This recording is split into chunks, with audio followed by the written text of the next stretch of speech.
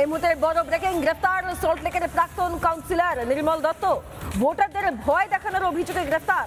বিভিন্ন নির্বাচনী সভায় ভয় দেখানোর অভিযোগ নির্মলের নামে। এর আগেও একাধিক মামলা রয়েছে। নির্মল দত্ত 38 নম্বর ওয়ার্ডের কাউন্সিলরের স্বামী। নির্মলের 10 দিনের জেল হেফাজতের নির্দেশ। পরে বলো না কিন্তু কেন ভুল হয়েছে, আমাকে তো পরিষেবা দেওয়া দিতে হবে। এইবারে কিন্তু ভোটটা আধার কার্ড আর ভোটার কার্ড লিঙ্ক আছে, কিন্তু আধার কার্ড আর ভোটার কার্ড লিঙ্ক আছে।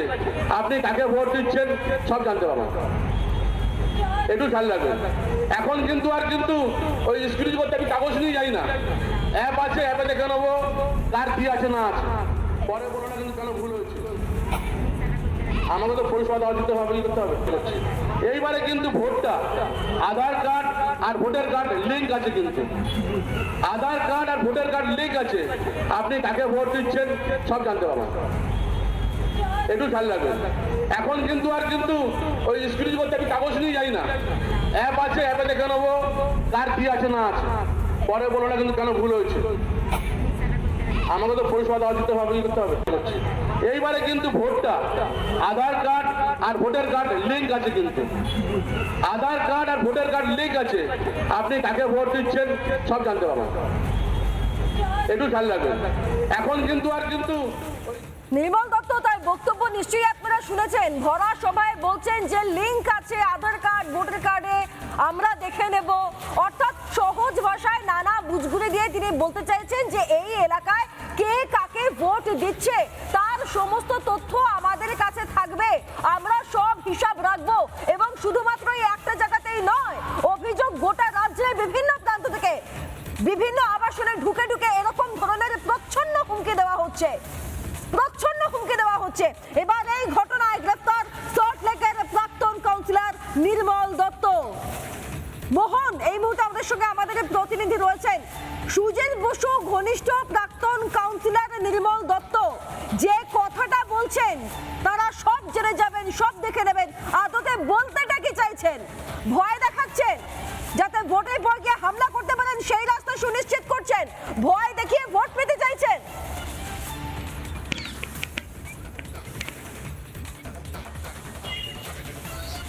একেবারে দেখো, একটা কিন্তু নির্বাচন কমিশনের কাছে একটা বড় চ্যালেঞ্জ রয়েছে। আর রাজ্য জুড়ে বিভিন্ন জায়গায় কিন্তু এই একই ছবি, অর্থাৎ যেটা হচ্ছে বিরোধীদের যে ভোটার তাদের ভয় দেখানো। এমনই ঘটনা ঘটিয়েছেন নির্মল দত্ত, যিনি দত্তাবাদের প্রাক্তন কাউন্সিলর, বর্তমানে তিনি ওয়ার্ড কোঅর্ডিনেটর। তার যিনি স্ত্রী রয়েছেন তিনি হচ্ছেন বিধাননগর পৌর নিগম 38 নম্বর ওয়ার্ডের কাউন্সিলর। এবার যে বিষয়টা হয়েছে, তিনি কিন্তু পরিষ্কার ভাবে ভোটারদের জানাচ্ছেন যে তাদের কাছে কিন্তু যে ডেটাগুলো রয়েছে, অর্থাৎ বিভিন্ন ডেটা রয়েছে, সেই ডেটা কিন্তু হাতে রয়েছে। এবং সেই ক্ষেত্রে যদি তারা কিন্তু বিরোধী দলকে ভোট দেন, তাই কিন্তু তাদের উপরে কড়া ব্যবস্থা গ্রহণ করা হবে নির্বাচনের পর। এই ছবিটা কিন্তু আমরা 2021 নির্বাচন ছিল, সেক্ষেত্রে কিন্তু একই ছবি উঠে এসেছিল। আজকে আমরা কিন্তু দেখছি যে বিধাননগর বিধানসভা কেন্দ্রে যে আজকে যিনি বিজেপি প্রার্থী রয়েছেন তিনি কিন্তু ইতিমধ্যে দত্তাবাদ এলাকায় গেছেন, বয়স্ক একটা অভিযোগ দায়ের করেছিলেন। আর আজকে সেখানে দেখা যাচ্ছে যে এই নির্মল দত্ত, যিনি কিন্তু প্রাক্তন কাউন্সিলর ওয়ার্ড কোঅর্ডিনেটর, তাকে কিন্তু গ্রেফতার করেছে বিধাননগর দক্ষিণ থানা। এবং ইতিমধ্যে তাকে বিধাননগর কোর্টে নিয়ে আসা হয়েছে। 10 দিনের জন্য তার পুলিশ হেফাজতের নির্দেশ দিয়েছেন বিচারক, জেল হেফাজতের নির্দেশ দিয়েছেন বিচারক। এবং যে বিষয়টা রয়েছে যে কেন তিনি এরকম ভয় দেখাচ্ছেন এবং কেনই তিনি এই কাজটা করলেন, মোহন আমি আসছি। তবে আমি আরো একবার, যে প্রাক্তন কাউন্সিলর নির্মল দত্ত যাকে নিয়ে আমাদের প্রতিনিধি মোহন আপনাদের তথ্যগুলো দিচ্ছিলেন, এই নির্মল দত্ত ঠিক কি বলেছেন মন দিয়ে শুনুন, ভালো করে শুনুন কিভাবে ভয় দেখানোর রাজনীতি করছে তৃণমূল কংগ্রেস। দেখুন, এইবারে কিন্তু ভোটটা আধার কার্ড আর ভোটার কার্ড লিঙ্ক আছে, কিন্তু আধার কার্ড আর ভোটার কার্ড লিঙ্ক আছে। আপনি কাকে ভোট দিচ্ছেন সব জানতে পারবেন, একটু খেয়াল রাখবেন। এখন কিন্তু আর কিন্তু ওই স্ক্রিন করতে আমি কাগজ নিয়ে যাই না, অ্যাপ আছে, অ্যাপে দেখে নেবো কার কি আছে না আছে। পরে বলো না কিন্তু কেন ভুল হয়েছে, আমাকে তো পরিষেবা দেওয়া দিতে হবে। আপনাদেরকে শোনালাম আরো একবার প্রাক্তন কাউন্সিলর নির্মল দত্তের বক্তব্য। স্পষ্টভাবে ভোটারদেরকে ভয় দেখানো হচ্ছে, তাদেরকে জানিয়ে দেওয়া হচ্ছে সুচারুভাবে যে আমাদের কাছে তথ্য থাকবে কোন ঘরের লোকটা, কোন বাড়ির কতজন লোক, তারা গিয়ে কাকে ভোট দিচ্ছে সব হিসেব আমাদের কাছে থাকবে। যদি তারা তৃণমূল কংগ্রেসের ভোটটা না দেয় তাহলে ভোটের পর কোনো ব্যবস্থা নেওয়া হবে। ভয় দেখানো হচ্ছে। এইভাবেই 2026-এর ভোট বৈতরণী পার করার চেষ্টা করছে তৃণমূল কংগ্রেস। আর এই ঘটনা ঘটছে খোদ বিধাননগর বিধানসভা কেন্দ্রের অন্তর্গত এলাকায়। সুজিত বসু ঘনিষ্ঠ এই নির্মল দত্ত যিনি প্রাক্তন কাউন্সিলর, বর্তমানে তার স্ত্রী একজন কাউন্সিলর, তিনি এই ধরনের কথা বলছেন। শারদ দত্ত মুখোপাধ্যায় বিধাননগর বিধানসভা কেন্দ্রের বিজেপি প্রার্থী, তিনি এই মুহূর্তে আমাদের সঙ্গে রয়েছেন। ডক্টর, আপনাকে স্বাগত রিপাবলিক বাংলায়। এখানে নির্মল দত্ত নামে এক প্রাক্তন কাউন্সিলর তো মঞ্চে দাঁড়িয়ে জনসভায় বলছে যে আমাদের কাছে সব তথ্য রয়েছে, আমাদের কাছে সব হিসেব থাকবে কাকে গিয়ে ভোটটা দিচ্ছেন। আপনার কি মনে হয় এরপর মানুষ সাহস করে আদতে যেখানে বোতামটা টিপতে চাইছে সেটা টিপতে পারবে? সেক্ষেত্রে বিজেপি প্রার্থী হিসেবে আপনাদের কি পদক্ষেপ হবে এই সমস্ত হুমকিকে মোকাবিলা করার জন্য? নমস্কার সবাইকে। আপনাদের রিপাবলিক বাংলার থ্রু দিয়ে আমি আপনাদের এবং আমাদের সকল দর্শককে এবং বিধাননগর নিবাসীকে, পশ্চিমবঙ্গের মানুষকে শুভ নববর্ষ জানাই। প্রথম কথা হচ্ছে, আমি যখন দত্তাবাদের প্রচারে যাই তার 24 থেকে 48 ঘন্টার মধ্যেই শুরু হয়ে যায় সন্ত্রাস। আমাদের কার্যকর্তার উপরে আবার শুরু হয় হিংসাত্মক ঘটনা।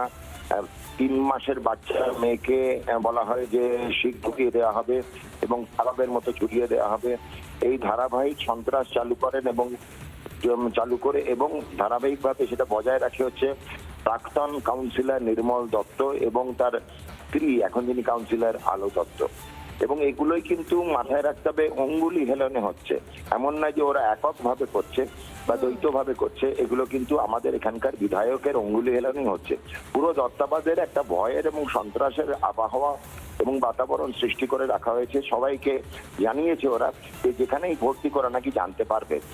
এটা আমরা আগে থেকেই জানতাম এইগুলো ওরা করে। তাই এইবার আমাদের এই রেকর্ডিংটা আমাদের কাছে এলো, আমরা এই রেকর্ডিংটা তৈরি করেছি এবং আমাদের কাছে এলো। আমাদেরই একজন কার্যকর্তা ওখানে বসে রেকর্ডিংটা করেছে। তারপরে আমরা গতকাল থেকে সারাদিন এই রেকর্ডিংটা বেরোনোর পরে পুলিশ আধিকারিকদের কাছে যাই। রাত্রি 8টা 10-এ আমি শ্রী মুরলীধর শর্মা, পুলিশ কমিশনার, ওনার কাছে গিয়ে কমপ্লেন জানাই। এই ভিডিও দেখিয়ে উনি বলেন যথাযথ যোগ্য ব্যবস্থা নেওয়া হবে। আমাদের আইনি টিম যেটি আছে সেটা তার ব্যবস্থা নিয়ে চলেছে। ধারাবাহিকভাবে আমরা পেছনে লেগেছিলাম।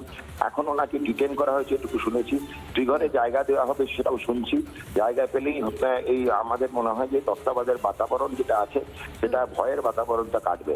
এটুকু বলে রাখি যে তৃণমূল কংগ্রেস এককালে চেঁচিয়েছিল যে সংবিধান খাতরে মে হ্যাঁ, তারাই তো দেখছি সংবিধানের সবচেয়ে বেশি খাতরা তৈরি করেছে।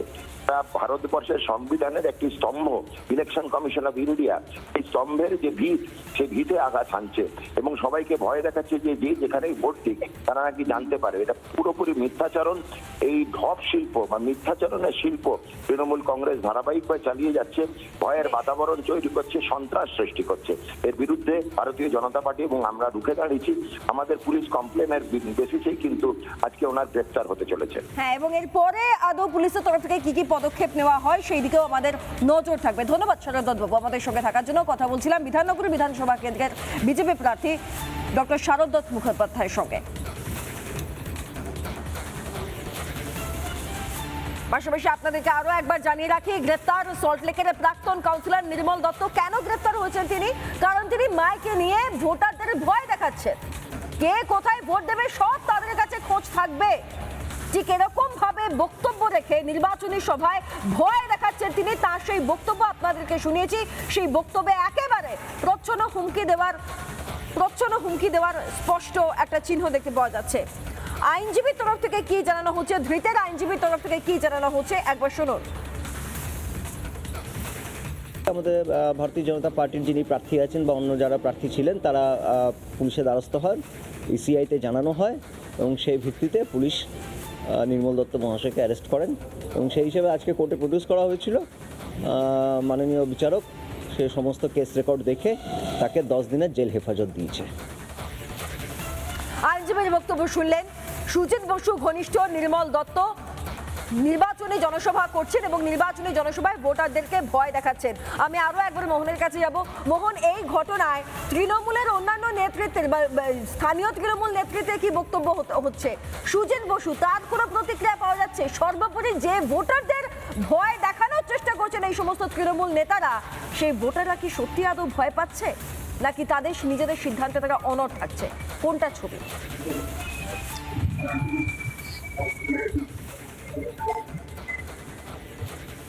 একেবারে দেখো, তুমি যেরকমটা জানালে যে আমরা কিন্তু 4 দিন আগে একটা খবর দেখিয়েছিলাম যে দত্তাবাদে যারা বিজেপি করে তাদের পরিবারদেরকে ভয় দেখানো হচ্ছে।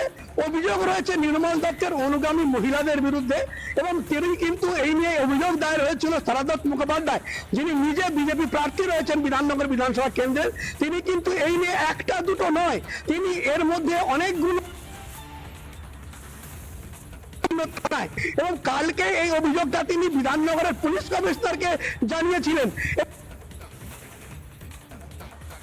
দত্তাবাদ এলাকা, যেখানে কিন্তু আমরা নির্বাচনের মধ্যে দিয়ে ঢাকা রয়েছে, দত্তাবাদ এলাকা যেখানে কিন্তু আমরা নির্বাচনের সময় বা এর আগে যে নির্বাচন সেখানে দেখেছি যে বাড়ি ভাঙচুর, কখনো শাসক দলের, কিন্তু মানুষ যাতে নির্ভয়ে ভোট দিতে পারে তার জন্য কিন্তু চেষ্টা চালিয়ে যাচ্ছে নির্বাচন কমিশন।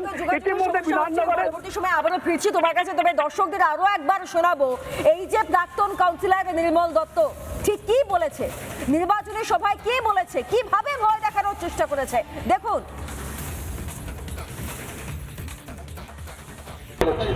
এইবারে কিন্তু ভোটটা আধার কার্ড আর ভোটার কার্ড লিঙ্ক আছে, কিন্তু আধার কার্ড আর ভোটার কার্ড লিঙ্ক আছে।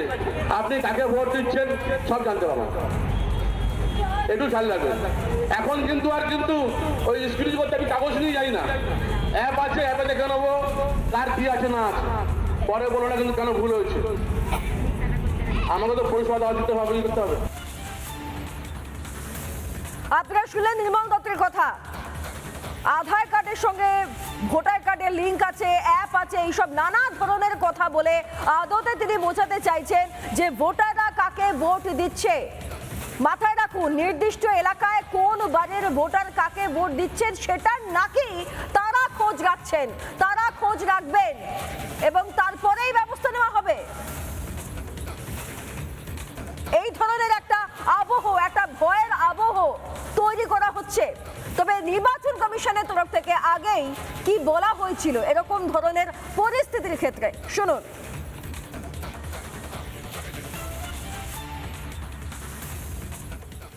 आगे आने वाले चुनावों में the election commission will ensure, an election commission has zero tolerance towards violence by any political person,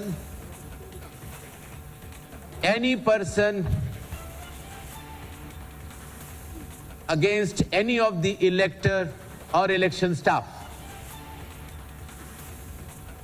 The Election Commission also has zero tolerance towards any kind of intimidation, किसी भी voter को या चुनावी अधिकारी को डराया या धमकाया नहीं जाएगा, और जो भी इस प्रक्रिया में संलिप्त पाया जाएगा उसके खिलाफ सख्त से सख्त कार्रवाई चुनाव आयोग करेगा। इसी क्रम में पिछले चुनावों में जिसने भी इस तरह के काम करने की कोशिश की है उसके खिलाफ केसेस चुनाव आयोग ने रिव्यू किए हैं, और काफी केसेस में सजाएं भी हो चुकी हैं, और जो बचे हुए केसेस हैं उनको भी फॉलो अप और रिव्यू किया जा रहा है। নানা ধরনের কন্টেন্ট দেখার জন্য লাইক করুন, শেয়ার করুন আমাদের ফেসবুক পেজ, সাবস্ক্রাইব করুন আমাদের ইউটিউব চ্যানেল। পাশাপাশি অন্যান্য ব্রেকিং নিউজের জন্য অবশ্যই চোখ রাখুন রিপাবলিক বাংলায়।